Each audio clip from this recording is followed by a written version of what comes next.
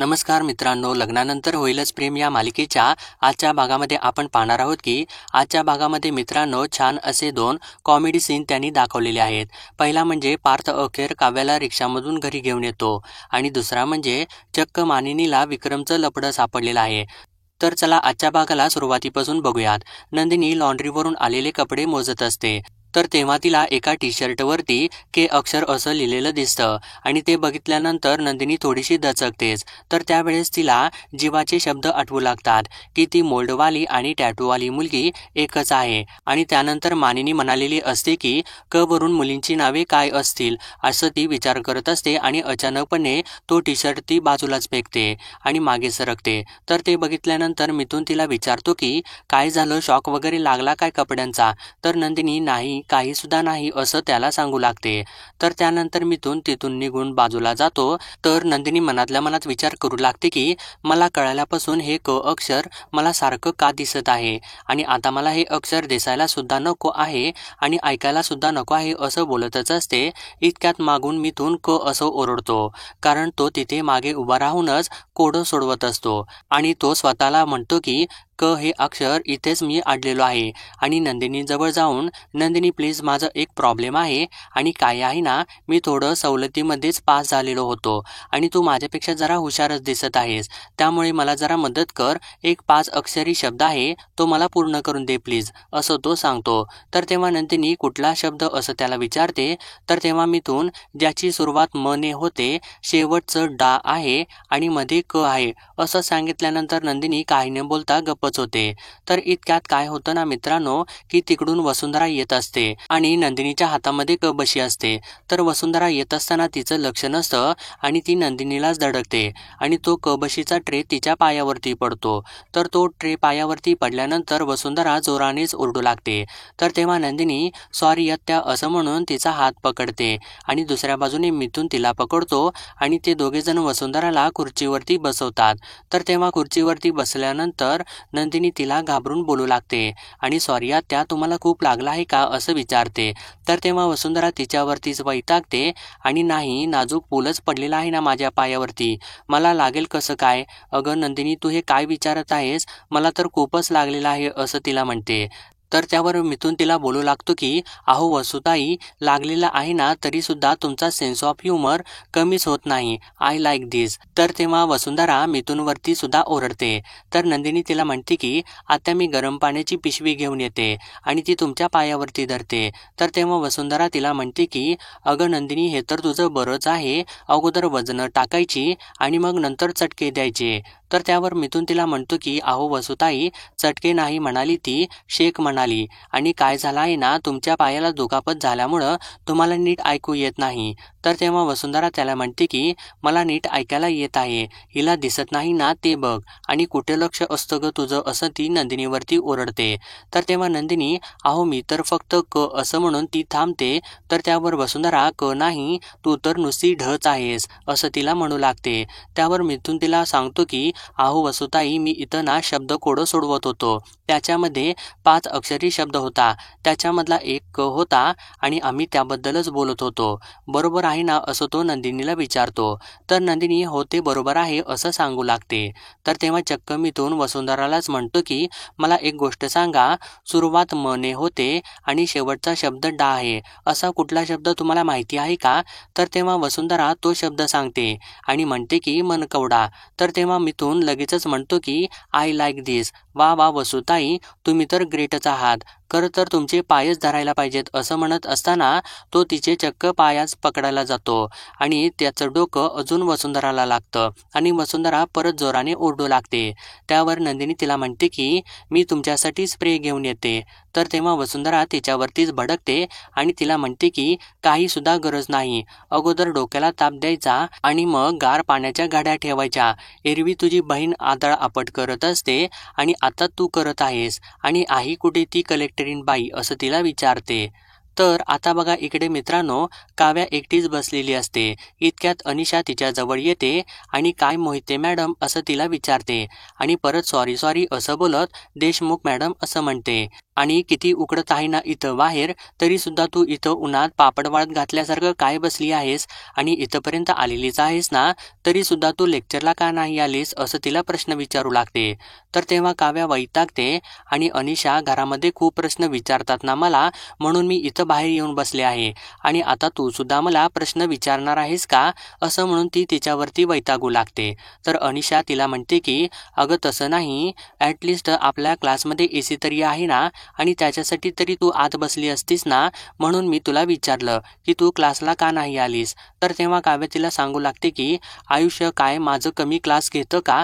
तर त्यावर अनिशा लगेचच तिला म्हणते की अगं तू तर दिवसेंदिवस ड्रामा क्वीनच होत चालली आहेस की, आणि काय झालेलं आहे मला सांग, कोणी काही बोललेलं आहे का तुला, चांगलेच आहेत ना तुझ्या घरचे सगळे. तर तेव्हा काव्य तिच्यावर अजूनच भडकते आणि तिला म्हणते की अगं अनिशा तुला तर सगळं माहितीच आहे ना, तरी सुद्धा तू कसं काय बोलू शकतेस असं, आणि काय करू मी त्यांच्या चांगुलपणाचं लोणचं घालू का, आणि ज्यांच्याबरोबर मला रूम शेअर करावी लागत आहे ना ते पार्थ देशमुख, त्यांना तर लोणच्याच्या बरणीत भरूनच ठेवावं असंच वाटत आहे मला, असं ती बोलू लागते. तर तेव्हा अनिशा तिला जरा शांत व्हायला सांगते आणि काय झालं आहे पटकन मला रिकॅप दे असं म्हणते. तर तेव्हा काव्या तिला म्हणते की मॅडम तुम्हाला कधीपासूनचा रिकॅप हवा आहे, आणि डे 1 पासून माझ्या डोक्यात जात आहेत ते, इतका राग येतो ना मला त्यांचा, मी काय सांगू तुला. आणि खरंच सांगू का तुला की सतत त्यांची कॅसेट सुरूच असते. भारतामधल्या टॉप 30 आर्किटेक्टपैकी मी एक आहे. मग आता मी काय करू त्याचं, मी काय क्लायंट आहे का त्यांची, आणि मी तर कोणीच नाही त्यांची, त्यांना कळत कसं नाही. आणि आई म्हणते म्हणून गजरा देतात, आई म्हणते म्हणून श्रीखंड भरवतात, आणि आई म्हणते म्हणून हे आणि आई म्हणते म्हणून ते. मला खरोखरच कधी कधी कळत नाही की खरंच मानिनी काकू त्यांना हे सगळं सांगतात की ते स्वतःहूनच करतात आणि नुसतं मानिनी काकूंचं नाव पुढं करतात. आणि तुला एक गोष्ट सांगू का, ते माझं अंथरूण सुद्धा टाकतात, आणि काय गरज आहे माझी काळजी घ्यायची, असं म्हणून ती खूपच वैतागू लागते. तर तेव्हा अनिशा तिला म्हणते की अगं हे तर खूपच चांगलं आहे ना. तर तेव्हा काव्या तिला म्हणते की अगं तू सिरियसली बोलत आहेस का, आणि मला नाही आवडत हे सगळं, आणि शाळेचे फंडे ते मला आत्ता ऐकवत आहेत. तर ते ऐकल्यानंतर मात्र अनिशा हसूच लागते.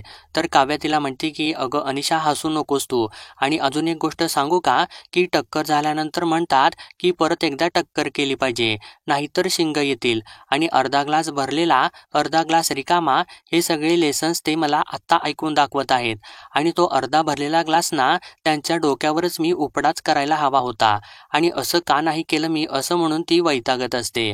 तर आता मात्र अनिशा मोठमोठ्यानेच हसू लागते. तर तेव्हा काव्या त्याच्यावरती खूपच वैतागते आणि अनिशा तू हसू नकोस, मी इथे खूप सिरियसली बोलत आहे असं ती म्हणू लागते, आणि त्यांची जुगलबंदी चालूच असते. तर आता बघा इकडे मित्रांनो, पार्थ फोनवरती बोलत असतो आणि तेव्हा एक एम्प्लॉई तिथं येऊन खूप साऱ्या फाईल्स ठेवून देते. तर तेव्हा पार्थ तिला एवढ्या साऱ्या फाईल्स कोणी मागवल्या आहेत असं विचारतो. तर तेव्हा ती एम्प्लॉई तुमच्या पार्टनरने असं सांगते, आणि म्हणजे रम्या मॅमने मागवलेल्या होत्या असं बोलते. तर तेव्हा पार्थ तिला म्हणतो की शी इज नॉट माय पार्टनर, त्यांच्यासाठी एक वेगळं डेझिग्नेशन आपण तयार केलेलं आहे असं तो तिला सांगतो. तर तेव्हा ती एम्प्लॉई तिथून निघूनच जाते, आणि त्यानंतर पार्थ स्वतःशी बोलू लागतो की एवढ्या फाईल्स काय करायच्या. आणि त्यानंतर त्याला एकदमच तो जेव्हा काव्याला म्हणालेला असतो की मी आता ऑफिसला चाललेलो आहे, तुम्हाला काही लागलं ना तर मला फोन करा, ती गोष्ट आठवते. आणि तेव्हा काव्या त्याला म्हणालेली असते की मी आता तुम्हाला कशासाठी फोन करू. तर तेव्हा पार्थ तिला म्हणालेला असतो की नाही, तुमचं जर राग शांत झाला नाही ना तर येताना 101 रिकाम्या फाईल्स मी घेऊन येतो, मग तुम्ही त्या फाईल फाडत बसा, असं तो बोललेला असतो. तो क्षण आठवल्यानंतर पार्थचा मूड एकदमच चेंज होतो आणि तो हसूच लागतो, आणि परत स्वतःला म्हणतो की पार्थ जरा स्वतःला कंट्रोल करा, एवढं स्माईल करायची काही एक गरज नाही, आणि लगेचच विरघळू नका तुम्ही, आणि तुम्हाला फर्म राहायचं आहे, कारण काव्या कसं वागले आहे तुमच्यासोबत ते आठवत आहे ना तुम्हाला. असं म्हणत असताना त्याला तो क्षण सुद्धा आठवू लागतो की ज्यावेळेस काव्या त्याला म्हणालेली असते की कशाला वाट बघत आहे माझी, वाट बघून काही सुद्धा मिळत नसतं. तर ते आठवल्यानंतर पार्थ म्हणू लागतो की मी अजिबात बोलणार नाही त्यांच्यासोबत, असं म्हणून तो आपलं वॉलेट खिशामध्ये ठेवत असतो. इतक्यात त्याला तो क्षण सुद्धा आठवतो की ज्यावेळेस काव्याने त्याचं वॉलेट त्याला आणून दिलेलं असतं, आणि तो तिचे आभार मानतो. तर काव्या त्याला म्हणते की हे बघा आता आणून देत आहे, पण परत आणून देणार नाही, आणि तो क्षण आठवल्यानंतर पार्थ परत स्माईल करू लागतो. तर आता बघा इकडे मित्रांनो, काव्या अजून अनिशासोबत बोलतच असते, आणि तिला म्हणते की ते ना बाता तर एवढ्या मोठ्या मोठ्या मारतात की एक साधं वॉलेट सुद्धा त्यांना सांभाळता येत नाही आणि आले मोठे पार्थ देशमुख असं म्हणून ती वैतागत असते. आणि अत्यंत डोक्यात जाणारी गोष्ट आहे की रोज त्यांची गाडी घेऊन ते माझ्या मागे मागेच येतात आणि रोज येऊन ते मला विचारतात की सोडू का तुम्हाला, बसता का गाडीमध्ये. असं सांगितल्यानंतर ती म्हणते की कळत कसं काही नाही यांना, मला बसायचं नाही त्यांच्या गाडीमध्ये आणि गाडीसारखी गाडी आहे ती, त्यात काय प्लेन आहे का ते, असं तिला ती सांगू लागते. तर तेव्हा अनिशा म्हणते की तू अगोदर गाडीमध्ये बस तर त्यांच्या, मग त्यांचं विमान आपोआप उडेल. तर तेव्हा काव्या ते ऐकून तुझं तोंड तू बंद ठेव, तू वेडी आहेस का, असं म्हणू लागते. आणि मला त्यांच्या गाडीमध्ये बसायचं नाही हे क्लिअर आहे आणि तरीसुद्धा रोज सारखं सारखं गाडी घेऊन माझ्या मागे मागे येतातच. आणि तुला माहिती आहे का की मला असं मागे मागे करणारी मुलं आवडत नाहीत आणि हे नेमके असेच निघाले, असं म्हणून ती खूप रागाला येत असते. तर तेव्हा ती उलटे अंकच मोजू लागते.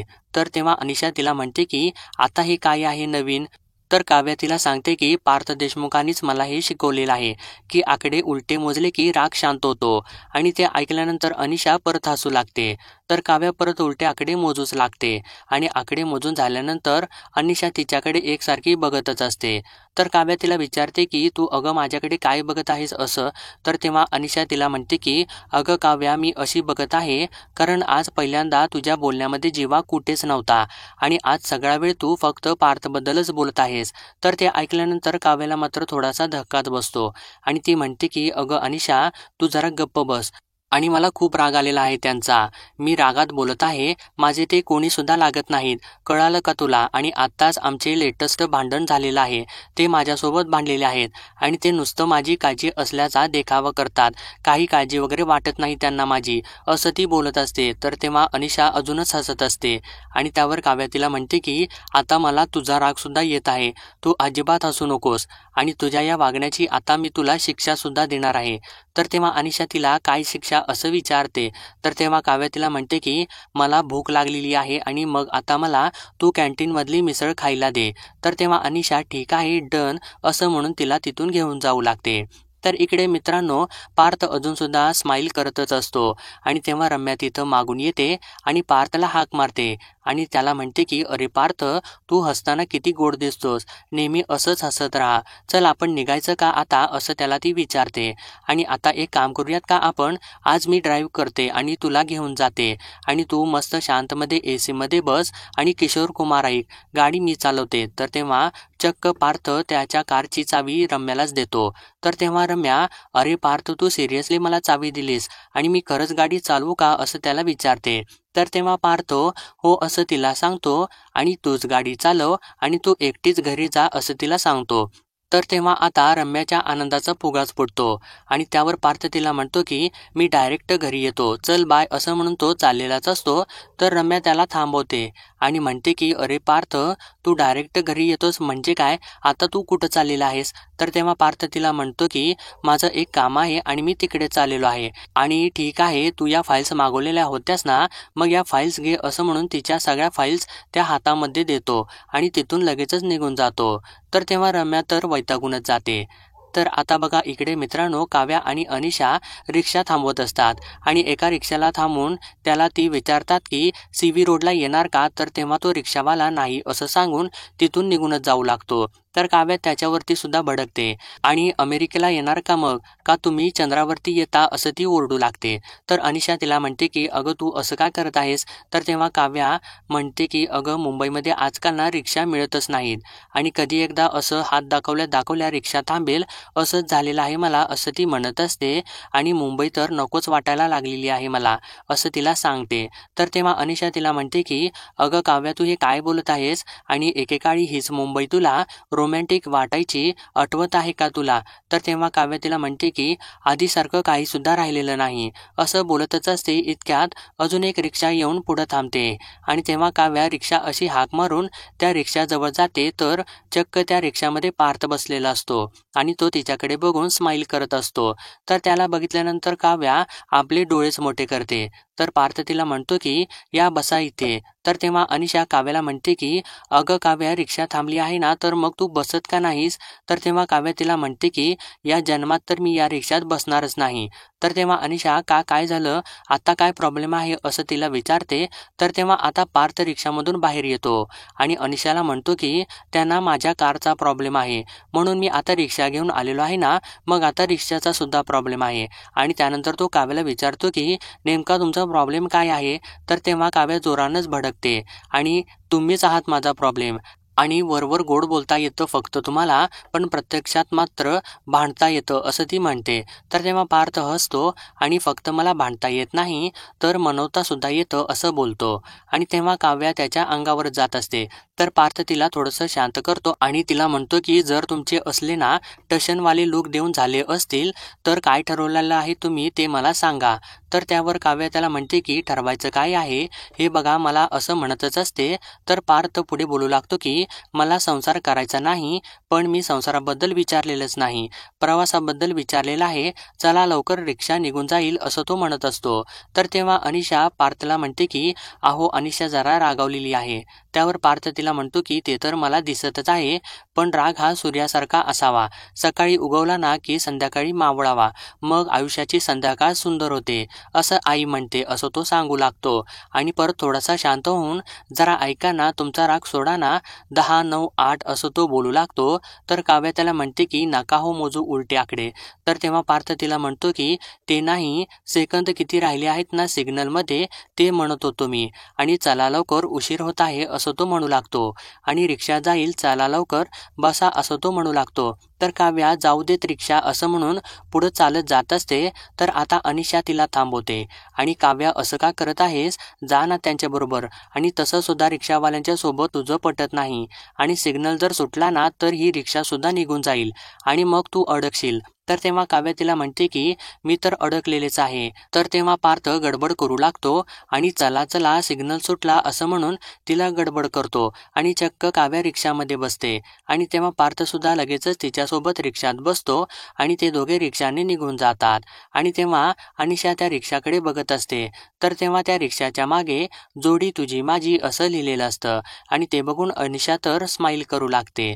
तर आता बघा इकडे मित्रांनो, नंदिनी भेंडी चिरत असते आणि त्यानेच ती क असं अक्षर सुद्धा काढते आणि मनातल्या मनामध्ये ती बोलू लागते की मला तर माहिती सुद्धा नव्हतं की जीवाच्या छातीवरती टॅटू आहे आणि ते सुद्धा क अक्षर असलेलं. आता ते क अक्षर माझा पिच्छा सोडत नाही. आता मी काय करू, शोधू का ती व्यक्ती कोण आहे ते, आणि जीवाच्या आयुष्यामधल्या गोष्टी जाणून घेण्याचा मला हक्क तरी आहे का नाही, असा ती स्वतःलाच प्रश्न करत असते.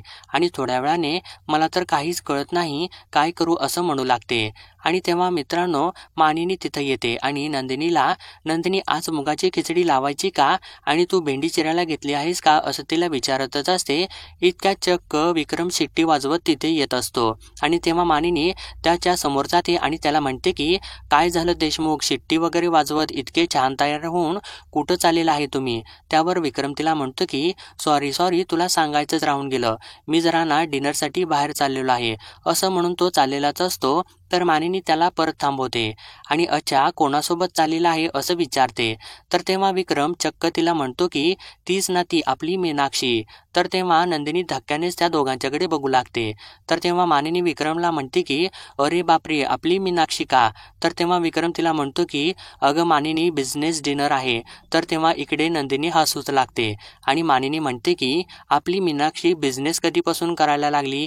तर तेव्हा विक्रम तिला म्हणतो की अगं ती बिझनेस करत नाही, म्हणजे ती बिझनेस करते, पण असं म्हणून तो अडकळू लागतो. तर मानिनी म्हणते की म्हणजे करते का करत नाही?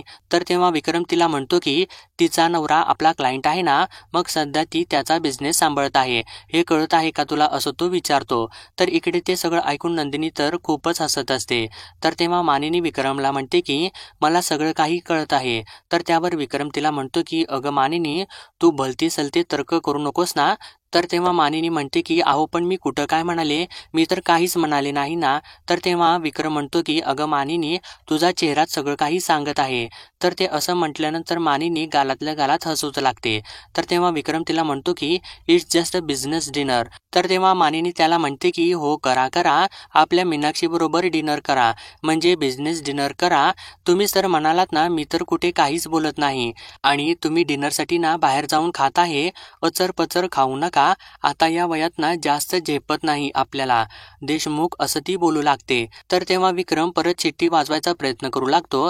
तर तेव्हा मानिनी हसूच लागते आणि तुमची तर शिट्टीच वाजत नाही ना असं ती बोलते. तर तेव्हा विक्रम परत शिट्टी वाजवतो आणि शिट्टी वाजवत वाजवत तिथून तो निघून जातो. आणि विक्रम उठून गेल्यानंतर नंदिनी पटकन उठते आणि हसत ती मानिनी जवळच जाते आणि तिला म्हणते की अहो आई, हे काय होतं. तर तेव्हा मानिनी तिला म्हणते की अगं इथं तर गंमतच आहे सगळी, बस इकडे मी तुला सांगते. आणि तिला ती घेऊन बसते. तर आता बघा इकडे पार्थ आणि काव्या रिक्षामधून येत असतात. तर तेव्हा पार्थ तिच्याकडे बघून स्माइल करत असतो आणि काव्या त्याच्याकडे बघून रागराग करत असते. तर तेव्हा काव्या काय असं इशाऱ्याने त्याला विचारते. तर पार्थ सुद्धा नाही नाही असं इशाऱ्यानेच तिला सांगतो. तर थोडंसं पुढे गेल्यानंतर काव्याला धक्का लागतो आणि ती पार्थच्या खांद्याला जाऊन धडकते आणि त्यानंतर थोड्या वेळाने काव्याच्या डोळ्याला त्रास होऊ लागतो. तर तेव्हा पार्थ गॉगल काढतो आणि काव्याला देत असतो. तर काव्या भडकून नको असं म्हणते. तर त्यानंतर चक्क पार्थ आपला चष्मा काढतो आणि तो गॉगल घालतो. तर तेव्हा काव्या परत रागानेच त्याच्याकडे बघू लागते आणि तेव्हा पार्थ परत तो गॉगल काढून परत चष्मा घालतो आणि रुमाल काढून काव्याला देऊ लागतो आणि तुम्हाला घाम आलेला आहे ना, तो पुसा असं तो इशाऱ्याने सांगू लागतो. तर तेव्हा काव्या तो रुमाल घेते आणि त्याच्याकडेच फेकून देते. तर त्यानंतर पार्थ मुद्दामूनच तिच्यासमोर स्वतःच घाम पुसू लागतो आणि तेव्हा काव्या त्याच्याकडे बघू लागते. तर पार्थ आता तिला काय असं इशाऱ्याने रागातच विचारतो आणि त्यानंतर काव्या परत धक्का लागून धडकणारच असते. तर पार्थ तिला नाही नाही असं इशाऱ्याने सांगतो आणि त्यांच्या दोघांच्या मध्ये मस्त अशी जुगलबंदी सुरू असते. तर आता इकडे नंदिनी मानिनीला विचारते की मला एक गोष्ट कळाली नाही की त्या मीनाक्षी कोण आहेत आणि त्यांचे नाव घेऊन तुम्ही बाबांना सरळ सरळ चिडवत होतात की, आणि कोण होत्या त्या असं ती विचारते. तर तेव्हा मानिनी हसतच तिला सांगते की ती तुझी सासू म्हणजे ती झाली असती, पण झाली नाही असं म्हटल्यानंतर त्या दोघी परत हसू लागतात. आणि मानिनी पुढं म्हणते की काय झालं माहिती आहे का, की आम्ही कॉलेजमध्ये एकत्रच होतो, मीनाक्षी हे आणि मी. आणि तेव्हा यांना मीनाक्षी आवडायची आणि मला हे आवडायचे. आणि मग मीनाक्षीने काय केलं माहिती आहे का, एक दिवस माझ्याकडून चिठ्ठी पाठवली विक्रमसाठी आणि मग ती चिठ्ठी मी यांना दिली आणि यांनी ती चिठ्ठी उघडून वाचलीच नाही. त्या अगोदरच ते खुश झाले आणि त्या अगोदरच त्यांनी कॅन्टीनमध्ये सगळ्या मित्रांना पार्टी देऊन टाकली आणि मग त्यानंतर ती चिठ्ठी उघडली आणि त्यामध्ये असं लिहिलेलं होतं मीनाक्षीने की तुझा तो कॉलनीमधला मित्र आहे ना, त्याच्यासोबत माझी ओळख करून दे, कारण मला तो खूप आवडतो. असं सांगितल्यानंतर नंदिनी मोठमोठ्यानेच हसू लागते आणि बिचारे बाबा असं ती म्हणते. आणि मग त्यानंतर तुम्ही काय केलं असं ती विचारते. तर तेव्हा मानिनी म्हणते की मग मी यांच्या दुःखामध्ये त्यांना खांदा दिला आणि मग हळूहळू आमचं जमलं. आणि गंमत म्हणजे मीनाक्षीने त्यानंतर जाऊन त्या मुलासोबत लग्नच केलं नाही, तिने तर एका बिझनेसमन सोबत लग्न केलं. म्हणजे आता हे म्हणाले ना की बिझनेसमन त्याच्यासोबतच लग्न तिने केलं. आणि हे जेव्हा लग्न झालं ना, तेव्हा सुद्धा आम्ही काय मिळलो होतो का असं म्हणत परत रडले होते माझ्यासमोर, असं ती सांगू लागते. तर तेव्हा त्या दोघे सुद्धा परत हसू लागतात आणि नंदिनी म्हणते की कमालच आहे तुमची, म्हणजे आपल्या नवऱ्याचा पास्ट इतका हसून सांगत आहे तुम्ही. त्यावर मानिनी म्हणते की अगं त्यात काय आहे एवढं, नवऱ्याबद्दल आपल्याला सगळं काही माहिती असलं पाहिजे आणि आपल्याबद्दल त्याला सुद्धा. आणि विश्वास हाच तर बेस असतो ना सुखी संसाराचा. आणि मला तर नेहमी असं वाटतं की नवऱ्याला सुखात आणि दुःखात हात देता आला पाहिजे. आपल्या नवऱ्याचं पूर्वी कोणावरती का प्रेम असे ना, पण देवाने जी जोडी बनवून खाली पाठवली आहे ना, ती दोन माणसं एकत्र येतातच. आणि थोडक्यात काय आहे ना की आपलं जे आहे ना ते आपल्याकडेच येतं, असं ती बोलत असते. इतक्यात फोन वाजू लागतो आणि ती म्हणते की हे बघितलंस का, यांचाच फोन आलेला आहे. असं म्हणून ती फोन उचलते आणि विक्रम सोबत बोलू लागते की पोचलात का एवढ्या लवकर आणि विमानाने गेला होतात का, आणि मला तर जाताना पंख दिसलेच होते तुमचे, आणि आता तुम्ही मला कशासाठी फोन केला आहे, असं बोलत ती तिथून निघून जाते. तर तेव्हा नंदिनी खूपच खुश होते आणि ती सुद्धा उठून आतमध्ये जात असते. तर इतक्यात मागून रम्या तिथं आलेली असते आणि ती तर खूपच रागात असते. तर मित्रांनो, आजचा भाग इथेच संपतो आणि पुढील भागामध्ये आपण पाहणार आहोत की पार्थ आणि काव्या रिक्षामधून घरी पोहोचतात आणि तेव्हा काव्या त्याला म्हणू लागते की किती वेळ लागला घरी पोचायला. तर पार्थ म्हणतो की पण मला तर कळालंच नाही की वेळ कसा गेला ते, असं म्हणून तो स्माईल करत असतो. तर आता दुसरीकडे नंदिनी जेव्हा समोर जाते आणि त्याला म्हणते की मी हे ग्रीटिंग ना बघितलेलं आहे की कोणीतरी तुम्हाला खूपच प्रेमानं दिलेलं आहे. असं ऐकल्यानंतर मात्र जीवाला धक्काच बसतो. तर त्यानंतर पार्थ घरी आल्यानंतर रम्या त्याला थांबवते आणि पार्थ तू एवढा वेळ तिच्यासोबत होतास का असं विचारते आणि म्हणते की सकाळी तर तुमचं भांडण झालेलं होतं ना, मग तू तिच्यासोबत कसा काय फिरत आहेस. तर तेव्हा पार्थ तिला म्हणतो की तुझं लग्न झालं ना की मग तुला कळेल की नवरा बायकोंच्या मध्ये भांडण होतच राहतात. तर असं बोलून तो तिथून निघून जातो आणि रम्या मात्र धक्क्यातच जाते आणि नवरा बायको यानं कधी तिला बायको म्हणून ॲक्सेप्ट केलं असं ती म्हणू लागते. तर पुढील अपडेटसाठी आपल्या चॅनलला सबस्क्राईब करा.